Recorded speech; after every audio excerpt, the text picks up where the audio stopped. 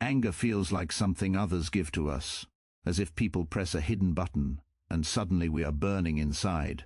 But this belief is the first illusion that keeps us imprisoned. No one puts anger into you. What they touch is something already waiting within. Every irritation, every offense, every moment of being bothered is a mirror held up to an unresolved part of your inner world. When you understand this, anger begins to lose its power over you. The mind reacts before consciousness awakens. A careless word, a disrespectful tone, a betrayal. These strike the ego, the image you hold of who you are and how you should be treated. The ego demands defense. Anger rises as a guardian, not to protect your peace, but to protect your identity. Yet the more fiercely you defend this image, the more fragile it becomes. True freedom begins when you stop defending and start observing. What truly angers you is never the surface event. It is the meaning you unconsciously attach to it. Being ignored feels like being unworthy. Being criticized feels like being exposed. Being challenged feels like losing control. These meanings are not facts, they are stories formed long before the present moment. When someone disturbs you, they awaken an old wound that has been waiting for recognition. Anger is simply the pain of being unaware of this wound. To never be bothered is not to become cold or indifferent, it is to become deeply conscious. When anger arises, do not suppress it and do not act it out. Sit with it. Ask yourself what part of you is threatened. You will often find fear beneath the anger, fear of rejection, fear of insignificance, fear of losing power. When fear is seen clearly, anger dissolves into understanding. The people who disturb you most are often your greatest teachers. They embody qualities you deny in yourself or traits you secretly fear. When you react strongly, you are encountering a hidden fragment of your own psyche. Instead of resisting this encounter, welcome it. Integration transforms enemies into messengers. What once controlled you now educates you. Stillness is the ultimate response. When you do not rush to defend, explain, or retaliate, you reclaim authority over your inner world. Silence confuses provocation. Awareness disarms insult. The moment you stop needing others to behave differently for you to be at peace, you become unreachable. Not because nothing touches you, but because everything is understood. Freedom from anger is not achieved by changing the world. It is achieved by withdrawing unconscious projections and taking responsibility for your inner life. When nothing inside you demands validation, no one outside can disturb you. In that state, anger has no home to return to, and peace becomes your natural condition. Anger is commonly experienced as a reaction to people, words, or situations, yet this belief is one of the most persistent illusions of the human mind. It feels obvious that someone else caused it, a disrespectful comment, an unfair action, a betrayal. But if anger were truly caused by others, then everyone would react the same way to the same event. They do not. What disturbs one person leaves another untouched. This simple fact reveals a deeper truth. Anger is not created by the outer world, but activated by something unfinished within us. Every human being carries unresolved inner conflicts, emotional contradictions, unmet needs, suppressed fears, and unintegrated experiences from the past. These conflicts lie dormant, often unnoticed, until life touches them. When someone speaks in a certain tone or behaves in a certain way, they do not inject anger into us. They strike a sensitive inner point. The reaction feels immediate and overwhelming because the mind confuses the trigger with the cause. In reality, the cause existed long before the moment of irritation. Anger often protects something fragile inside. It rushes forward as a defense when the psyche senses threat. That threat is rorel. Why physical? It is symbolic. It may be the threat of being seen as insignificant, powerless, or unworthy. A casual dismissal can awaken a long-standing wound of invisibility. A criticism can reopen an old fear of inadequacy. A challenge can stir a buried terror of losing control. These emotional memories are not consciously recalled, yet they live in the body and the unconscious, ready to react. Because these conflicts remain unresolved, the mind externalizes them. It is easier to believe that someone else is the problem than to face inner tension. This projection gives temporary relief. Blaming another person creates the illusion of clarity. There is a villain and there is a victim. But this clarity is false. The anger does not disappear. It only repeats itself in new situations, with new people, again and again. The unresolved conflict continues to seek expression. When anger arises, it narrows awareness. The mind becomes rigid, certain, and justified. In that state, self-examination feels unnecessary or even insulting. Yet this is precisely the moment when attention should turn inward. What belief has been challenged? What expectation has been violated? What fear has been touched? These questions loosen the grip of anger because they shift focus from the outer trigger to the inner meaning. Many inner conflicts are formed early in life, long before language fully develops. A child learns, often silently, what brings love and what brings rejection. These lessons harden into unconscious rules about how the world must behave. When adult reality contradicts these rules, anger erupts. The adult reacts, but the emotional intensity belongs to the child who was never heard or understood. Without awareness, the present moment becomes a stage where the past endlessly reenacts itself. Suppression does not resolve these conflicts. Pushing anger down only drives it deeper, where it expresses itself through resentment, passive aggression, or chronic tension. Acting it out is equally ineffective, as it reinforces the belief that the problem lies outside. Resolution begins with recognition. To see anger as information rather than an enemy is a radical shift. It carries a message about inner imbalance, about something asking to be seen, felt, and integrated. As inner conflicts are acknowledged, anger gradually loses its urgency. Situations that once felt unbearable become manageable, not because people behave better, but because the psyche no longer interprets their behavior as a personal threat. The emotional charge weakens when its unconscious roots are brought into awareness. What was once automatic becomes optional. In this way, anger becomes a doorway rather than a prison. It leads not outward toward endless battles, but inward toward understanding. When unresolved inner conflicts are faced honestly, anger no longer needs to announce their presence. It falls silent, having fulfilled its purpose, leaving behind a deeper sense of stability that does not depend on the behavior of others. The ego experiences life as a continuous effort to defend an image of the self. This image is built from memories, labels, roles, achievements, failures, and the opinions absorbed from others over time. It is not who you truly are, but who you believe you must be in order to feel safe, valued, and in control. When this image is challenged, the ego reacts instantly. Its reactions are emotional, urgent, and often aggressive, because its primary task is survival of identity, not the preservation of inner peace. True inner peace is quiet and expansive. It does not need to prove itself, explain itself, or win. The ego, however, thrives on comparison, validation, and resistance. It measures constantly: am I respected? Am I superior or inferior? Am I being treated fairly?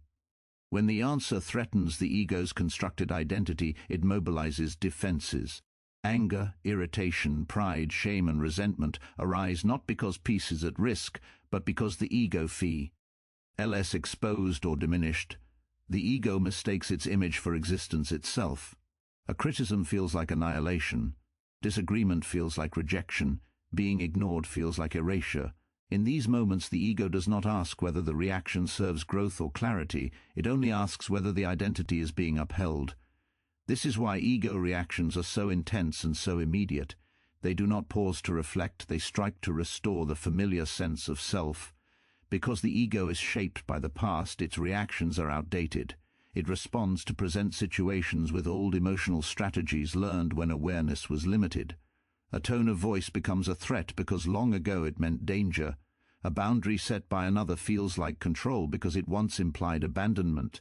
The ego cannot distinguish between past and present, it only recognizes patterns. Inner peace, by contrast, exists only in the present moment. It sees what is actually happening, not what is being remembered. The ego also depends heavily on external confirmation. It needs others to behave in certain ways to feel stable. Respect must be shown, status must be acknowledged, and expectations must be met. When reality fails to cooperate, the ego reacts with frustration or hostility. Peace never makes such demands. It remains intact whether others agree, approve, or understand. The ego's dependency on outer conditions ensures that it will always feel threatened, because the outer world is uncontrollable. Most conflicts are not clashes of truth, but collisions of identities. Each ego is defending its own story, its own sense of rightness. The need to be right often overrides the need to be at peace. Even suffering can feel preferable to the ego than letting go of a position. In this way, the ego would rather keep turmoil alive than surrender control. Peace feels like loss to the ego because peace does not center the personal story. When awareness deepens, this pattern becomes visible. One begins to notice the split between reaction and reality. The body tightens, the mind rushes to justify, and the ego prepares for battle, yet nothing truly dangerous is occurring. This recognition creates space. In that space, a choice appears: continue defending the identity or step back into presence. The ego resists this pause because without reaction, it begins to fade. Letting the ego soften does not mean becoming weak or passive. It means no longer mistaking the constructed self for the whole of your being. Actions can still be firm, words can still be clear, but they arise from awareness rather than defense. When the ego is not in command, responses are proportional instead of exaggerated, and clarity replaces compulsion. As identification with the ego loosens, inner peace emerges naturally, not as something achieved, but as something uncovered. It was always there, obscured by constant self-protection. When the need to defend an image dissolves, nothing remains to be threatened. In that state, reactions lose their urgency, conflicts lose their grip, and life is met as it is, rather than as a challenge to who you think you must be. What bothers you is rarely about the moment itself. It feels immediate and justified, as though the irritation clearly originates from someone else's behavior, words, or attitude. Yet if you observe carefully, you will notice that not everything bothers you equally. Some comments pass unnoticed, while others strike deeply and linger long after the situation has ended. This selective sensitivity reveals that irritation is not random. It points toward something personal, something hidden, something unresolved within. Unconscious fears shape perception long before conscious thought intervenes. These fears often remain invisible because they were formed in moments when you had no language to understand them. They may have emerged from experiences of rejection, neglect, humiliation, or loss. Over time, they sink beneath awareness and become part of the background of your emotional life. When a situation resembles those early conditions, even subtly, the fear is activated. The mind interprets the present through the lens of the past, and the reaction feels urgent and real. Old emotional wounds do not announce themselves directly. They disguise their presence through annoyance, judgment, and blame. Being interrupted may provoke disproportionate anger because it echoes a time when your voice felt unimportant. Being corrected may feel unbearable because it touches a buried shame of not being good enough. Being ignored may create resentment because it reawakens an early experience of emotional absence. The outer event is small, but the inner response is large because it carries emotional weight accumulated over years. The mind resists acknowledging these wounds because doing so threatens the image of strength and self-sufficiency. It is easier to label others as rude, insensitive, or wrong than to admit vulnerability. This resistance keeps wounds unconscious, where they continue to govern reactions. As long as fear remains hidden, it controls behavior silently. You believe you are responding to the present, while in reality you are reliving the past. What bothers you also reveals what you're attached to.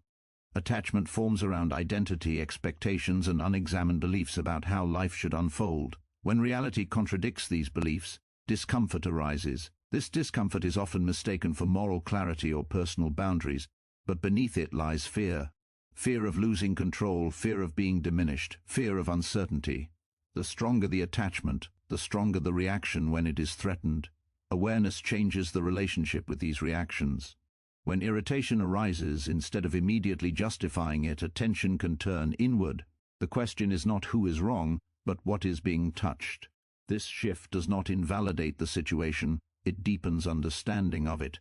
By tracing the emotional intensity back to its source, the unconscious begins to reveal itself. Fear loses some of its power when it is seen clearly. Without judgment, emotional wounds seek integration, not avoidance. They persist because they were never fully felt or understood when they first appeared. When they are triggered, they ask for recognition.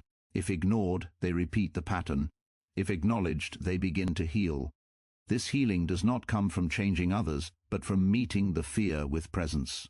The body relaxes, the mind softens, and the reaction no longer needs to escalate. Over time, as fears are recognized and wounds are integrated, the world appears less hostile. People do not become kinder, rather, your inner landscape becomes less reactive. Situations that once felt personal are seen as neutral or temporary. The emotional charge weakens because there is no longer an unresolved wound to sustain it. In this way, disturbances become teachers. Each irritation carries information about what still lives in the unconscious. Instead of being obstacles to peace, they become pathways to self-knowledge. As awareness grows, the need for defensiveness fades. What once bothered you loses its grip, not because life becomes perfect, but because the inner fears that gave it power are no longer hidden. Anger is often treated as something that must be controlled, silenced, or pushed away. From an early age, many people learn that anger is dangerous or unacceptable, so they attempt to suppress it in the name of maturity or peace. Yet suppressed anger does not disappear. It retreats inward, where it hardens into resentment, bitterness, or quiet hostility. Awareness offers a different path, not by denying anger, but by transforming it into understanding. When anger arises, it arrives with force and urgency. The body tightens, thoughts narrow, and the mind searches for justification. In this state, suppression feels like the only responsible option, yet it creates an inner split. 1p. Part of the psyche feels, another part judges. This division increases tension. Awareness, by contrast, does not take sides. It observes without rushing to act or condemn. The simple act of noticing anger as it appears already begins to soften its grip. Awareness creates space between the stimulus and the response. In that space, anger loses its automatic authority. Instead of being swept into reaction, you begin to witness the process itself. You notice the sensations in the body, the stories forming in the mind, and the emotional tone beneath them. This witnessing does not make anger stronger, it makes it intelligible. What was once chaotic becomes coherent. Anger often carries important information. It signals that a boundary feels crossed, a value feels violated, or a vulnerability feels exposed. Suppression ignores this message, while awareness deciphers it. By staying present with anger, you can distinguish between the surface trigger and the deeper meaning. A harsh word may not be the true cause. It may simply activate a feeling of disrespect rooted in earlier experiences. Understanding this prevents anger from being misdirected. Many fear that allowing awareness of anger will lead to losing control. In truth, awareness is what restores control. Unconscious anger acts blindly, erupting in ways that later bring regret. Conscious anger, held in awareness, does not need to explode.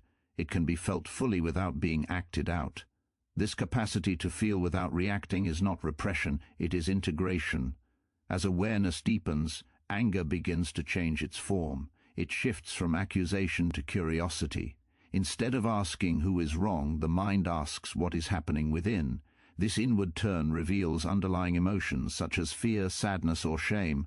Anger often masks these softer feelings because they feel more threatening to identity. When awareness uncovers them, anger loses its function as a shield. Understanding does not excuse harmful behavior, nor does it mean passivity. It allows response rather than reaction. A response arises from clarity, not compulsion. Words spoken from this place are measured and precise. Actions are firm but not fueled by hostility. In this way, awareness transforms anger into a source of insight rather than destruction. Over time, the practice of awareness changes the entire relationship with anger. It no longer feels like an enemy that must be defeated. It becomes a signal that draws attention inward. Each moment of anger becomes an opportunity to understand the self more deeply. The energy once spent on suppression is redirected toward insight and balance. As anger is met with awareness again and again, it gradually loses its intensity, not because it is avoided, but because it is fully seen. What is understood no longer needs to shout. The psyche relaxes, knowing it will be heard. In this state, understanding replaces inner conflict, and peace arises naturally, not from force, but from clarity. People who provoke strong reactions in you often feel like obstacles to your peace, as though they exist only to test your patience or disturb your balance. It appears natural to focus on their behavior, their tone, their attitude, and their flaws. Yet the intensity of your reaction reveals that something deeper is taking place. Provocation is rarely about what is visible on the surface. It is an encounter with something within your own psyche that has not yet been recognized or accepted. The mind has a natural tendency to divide inner experience into what is acceptable and what is not. Qualities that fit the image you wish to maintain are embraced, while those that threaten that image are pushed away. These rejected qualities do not disappear, they move into the unconscious. There they continue to exist, influencing perception and behavior indirectly. When you encounter someone who expresses one of these disowned traits openly, the reaction can be immediate and intense. What you see in them feels disturbing because it touches what you have refused to see in yourself. Provocation often arises when another person embodies a quality you suppress. Arrogance may irritate you because it mirrors a confidence you were taught to restrain. Weakness may trigger impatience because it reflects vulnerability you learned to hide. Aggression may provoke fear or anger because it resembles impulses you judge as unacceptable within yourself. The external figure becomes a screen onto which the unconscious projects what it cannot yet integrate. This process operates automatically and invisibly. The conscious mind believes it is making a fair assessment of another person's character, while the unconscious supplies the emotional charge. The stronger the charge, the closer the encounter is to something personal. Indifference rarely signals projection. Strong aversion, however, often does. The psyche reacts defensively when it feels exposed. Hidden parts of the psyche are not always negative. Sometimes what provokes you is someone's freedom, creativity, or boldness. Their presence may awaken envy or resentment, not because they have done anything wrong, but because they live in a way you have denied yourself. The irritation protects you from confronting the cost of that denial. It is easier to criticize than to acknowledge a longing that feels risky or forbidden. As long as these projections remain unconscious, relationships become battlegrounds. You fight people for carrying qualities that actually belong to the human psyche as a whole, including your own. This conflict drains energy and reinforces separation. Awareness begins to dissolve this pattern. When you notice a strong emotional reaction, attention can turn inward. Instead of asking why they are like that, you ask why this affects you so deeply. This inward movement does not mean accepting harmful behavior or abandoning discernment. It means recognizing that emotional intensity is a signal. It points toward a hidden fragment seeking acknowledgement. By tracing the reaction back to its inner source, the projection weakens. You begin to reclaim what was unconsciously assigned to others. This reclamation expands the sense of self and reduces inner conflict. As hidden parts are integrated, provocation loses its grip. The same behaviors that once triggered anger or contempt now evoke neutrality or understanding. Not because others have changed, but because the psyche has become more whole. What was once rejected is now recognized as part of the human condition, including your own. In this process, relationships transform. People no longer appear as enemies or irritants, but as mirrors reflecting aspects of your inner world. Each provocation becomes an opportunity for self-knowledge rather than self-defense. As awareness grows, the need to react diminishes. What once felt threatening is now simply information, and with that understanding, a deeper and more stable peace begins to take root. Inner freedom is often imagined as a condition that depends on external harmony. Many believe they will feel at peace once people behave more reasonably, once circumstances become fair, or once the world finally aligns with their expectations. This belief quietly places responsibility for inner well-being in the hands of others. As long as this dependency remains, freedom stays out of reach. True inner freedom begins only when responsibility is reclaimed from the outside and returned to the self. The urge to control others arises from discomfort within. When inner stability is fragile, the mind seeks safety by shaping the external environment. Rules, expectations, and judgments become tools for maintaining a sense of order. If others comply, there is temporary relief. If they do not, frustration and anger follow. This cycle reveals a hidden truth. The need to control is not about power, but about fear. It is an attempt to manage inner unrest through outer means. Self-responsibility interrupts this sea. It does not mean blaming oneself for everything that happens, nor does it mean excusing harmful behavior. It means recognizing that emotional reactions belong to the inner world, regardless of what triggers them. When someone disappoints or challenges you, the feeling that arises is yours. No one else can feel it for you or resolve it for you. This recognition shifts the focus from manipulation to awareness. When responsibility is avoided, energy is spent on correction and resistance. The mind becomes occupied with what others should do, say, or understand. This outward focus strengthens the illusion that peace depends on compliance. Self-responsibility turns attention inward. It asks what belief has been activated, what expectation has been violated, and what fear has been touched. These questions restore agency because they locate the source of disturbance where it can actually be addressed. Attempts to control others often damage relationships. They create tension, defensiveness, and power struggles. Even when control succeeds, it comes at the cost of authenticity. Others may comply outwardly while resisting inwardly. Inner freedom cannot grow in such conditions. It requires honesty, both with oneself and with others. When responsibility is owned, communication becomes clearer and less reactive. Boundaries are set without hostility, and disagreement is no longer experienced as a threat. Self-responsibility also dissolves the role of victim. As long as others are blamed for emotional states, the self remains powerless. Blame may feel justified, but it quietly reinforces dependence. Taking responsibility does not deny that harm exists, it denies that harm has authority over inner life. This distinction is subtle but profound.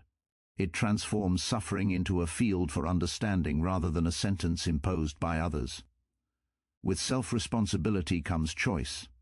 Instead of automatic reactions, there is reflection. Instead of compulsion, there is discernment. You begin to notice that peace is not something others give or take away, but something that emerges when inner responses are understood and integrated. This does not make life passive or detached. It makes it intentional. Actions are taken from clarity rather than urgency. Over time, the need to control diminishes, not because the world becomes predictable, but because unpredictability no longer feels threatening. Inner freedom grows as confidence in one's capacity to meet experience grows. You learn that discomfort can be faced, emotions can be felt, and uncertainty can be tolerated without collapse. This realization is liberating. In this state, relationships change. Others are no longer obstacles or tools, but independent beings. You interact without the constant demand that they fulfill your emotional needs. Freedom arises not from domination, but from responsibility. When the inner world is owned fully, the outer world loses its power to imprison, and life is met with a quiet, resilient openness that does not depend on control. In the end, to never be ruled by anger or disturbed by others is not a matter of discipline alone, but of awareness and responsibility. Every reaction becomes an invitation to look inward rather than outward, to understand rather than blame. As the hidden parts of the psyche are recognized and integrated, the need for defense fades, and control is replaced by clarity. When you no longer ask the world to protect your peace, peace becomes self-sustaining. In that inner freedom, nothing needs to be resisted, no one needs to be conquered, and life can be met as it is, without fear, without hostility, and without losing yourself.